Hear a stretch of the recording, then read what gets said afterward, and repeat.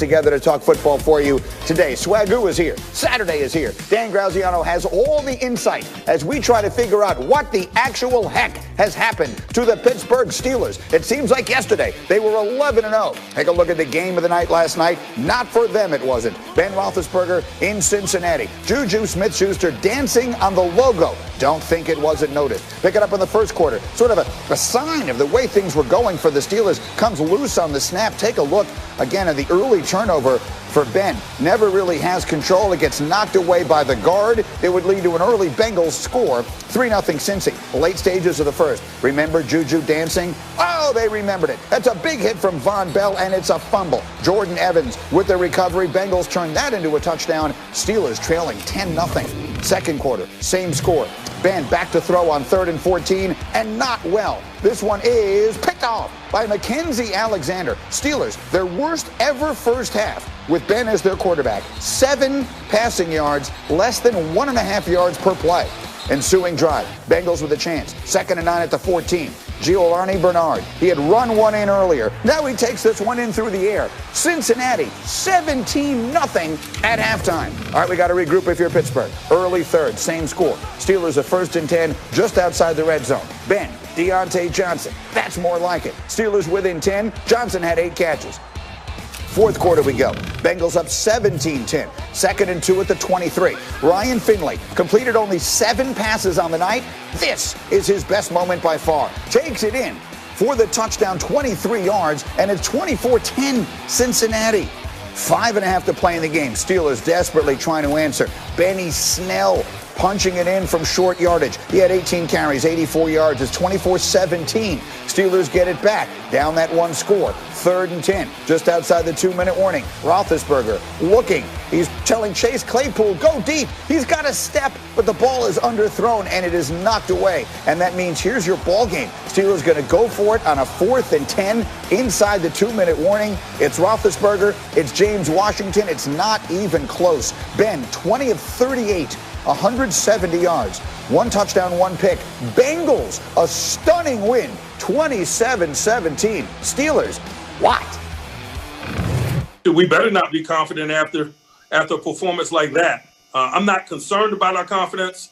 We got work to do. I don't think anybody that plays this game at any level, whether it's week 1 or week 16, feels 100%. So, no, I would say that I don't feel 100%, but I'm not consistent enough. It affects the offense because the ball's in my hand every play. I'm just pissed off. We just lost a damn game, and I think that's the way our team feels.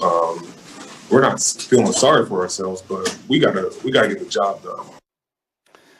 It's just been everything for Pittsburgh, including the offense. Take a look at this. They're among the worst in the league in their last 3 weeks, converting just over a quarter of their 3rd downs during that span. That is the worst percentage in the league. They ran it a little last night, which by their standards lately has been good, but generally speaking, just a disaster. And Jeff Saturday, I want to start with you. How do we explain what we are seeing, what was supposed to be a get-right game for the Steelers last night? Instead, feels like a complete disaster. What are we seeing, Jeff Saturday? Yeah, absolute panic in Pittsburgh. And if you're not watching film. I mean, this team lacks physicality, so they're asking Ben Roethlisberger to throw the ball in on average 44 times a game over the last 4 games. And let me show you what the true problem is with that and why Ben struggled so much last night. Because what you're asked to get, a little bunch formation on the left. You have Claypool, who's going to go deep. You have Juju Smith-Schuster, who, by the way, is very near the logo that he was dancing on. Von Bell, no credit to Claypool behind him. He's coming downhill. Bam! Full-on chin music to Juju Smith-Schuster. Why? Because they're not playing the deep ball. Here you're going to have 2 clear outs and then an underneath route. You're rushing 3, dropping 8. Ben doesn't settle. He's not patient, Greeny. He decides to try to force it in. You're dropping 8. There's a linebacker standing right in the middle of the lane, picks it off, takes the ball down again. The problem in Pittsburgh is what you're asking a guy who just had elbow surgery to throw it 44 times. That's the struggle. No physicality, no way they can win games doing it this way. Marcus, what? Yeah, Jeff, listen, this is one of those football questions that we can answer for fans. If you just go back and look at that game against the Bengals, they did not care one iota about the Pittsburgh Steelers running the football. Von Bell was hovering around the line of scrimmage. They got up and pressed these dudes. They was like, look, we are going to either get beat or we going to force Ben in his 2.1 seconds of getting rid of the ball to beat us, and that's what they did. Pittsburgh looks old. Jeff talked about it. The offensive line is bad. Like, they ripped off a few runs last night, which is to be expected when Cincinnati ain't worried about nothing but dink and dunk passes. And then you look at Ben, and Ben said it best. Like, you can't make mistakes. You know this team is reeling offensively. You know the deficiencies that y'all have. So 2 turnovers, the interception and obviously the center quarterback exchange, which was on him. He didn't close his bottom hand up. This is bad. This is a team that will be done the first week of the playoffs. This is a team that has offensively only one go-to. That's try to get receivers the ball early and hope they make plays after the catch. This, like, no physicality. Offensive line is not good. It's never supposed to be associated with the Pittsburgh Steelers. And we're seeing it all over the place. Plus, an aging quarterback that can't make up for the things that you lacking, because obviously he's a part of the problem now. They were 11-0, now they're 11-3. For the record, if they beat the Colts this weekend, which certainly feels like anything but a guarantee, they do wrap up the division. So all is not lost, Jeff.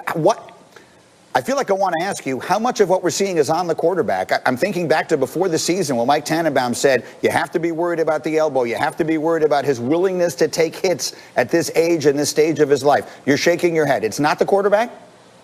No, listen, this is a philosophy in Pittsburgh, man. And Swagoo and I both just said it. With the lack of physicality, listen, this offensive line ranks in the bottom 5, Greeny, in pass win rate blocking and rush win rate. I mean, what are you at? So you're going to ask a 38-year-old guy who just came off elbow surgery to throw it 44 times and think you're going to get anything different? You're going to spread 5 wide, Greeny? So that, and what's Roethlisberger doesn't scare you at all running the ball. So what are you going to do? Like the philosophy of what Pittsburgh is and has been is gone. No one's afraid of them. And here's the thing. Like the Bengals that's a must win. That's a 3rd-string quarterback. That's absolute garbage. I heard Louis Riddick talk about, hey, listen, throw the records out when you play a division opponent. No, don't throw the record out, bro. They're trash. We should have piped them. We did not get the job done. I mean, at the end of the day, that is a must-win game. And when you can't physically dominate your opponent and they got that squad that they put out there, you should be embarrassed by the way you play. Go ahead, Marcus. Yeah, I'm glad you got linemen on here today, G, and don't have them quarterbacks, because Jeff and I can tell you, like, the Pittsburgh Steelers at this time of the year, even with Big Ben, it's fine to play with a quarterback that still has some things and not everything that he's had. It's fine.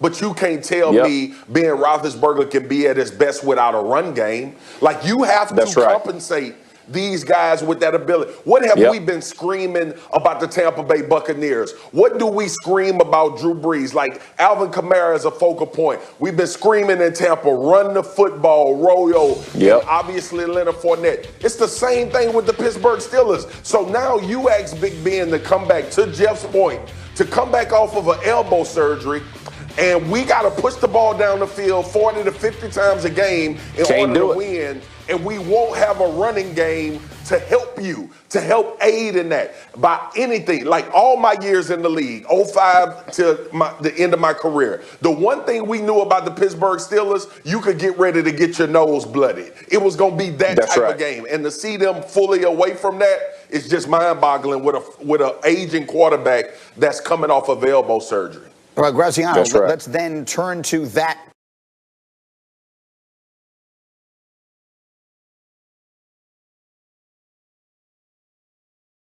piece of this, because we were talking before the show this morning, you and I, there's a real urgency for the Steelers to get it done right now because of what is right around the corner. What is that? Yeah, if you think it looks bad for the Steelers right now, wait until the offseason when they have to figure out next year's salary cap.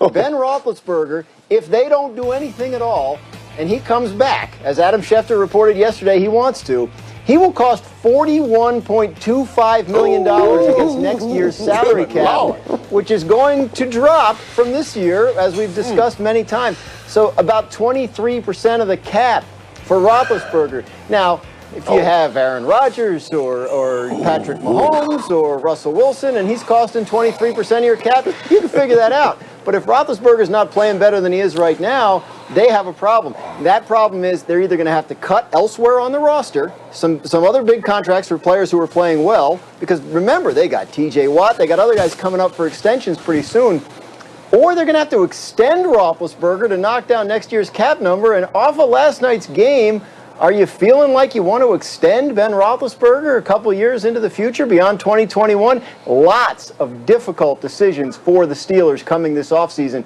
no matter how this turns out. For sure. So really quickly, Jeff and then Marcus, I feel like I want to ask this because they were 11-0 3 weeks ago, and I really believed the schedule had contributed to the two of those first two losses. Last night, there's just no excuse for. So I guess I would ask you, Jeff, is it turnaroundable? Can they fix this in the next 2 weeks in time for the playoffs? Can they do it? And if so, how? Jeff? I don't think so. Listen, again, I don't think this is a Big Ben problem. This is a philosophy problem, right? You can't just turn into a physical football team. The offensive line's not doing it. The defense is decimated, especially in the middle of the defense. I don't think they can turn it around. This thing has turned. Life comes at you fast, Greeny. It's coming at them real fast the last 15 days. I agree. And yet, Marcus, obviously, if you're on that team, you're not thinking, oh, well, we're done. What are you thinking? What is it you're thinking we need to do now? Look, this is lock-in, galvanized. This is Big Ben's leadership. Guys listening to him and trying to go about it that way. And from a defensive standpoint, physicality and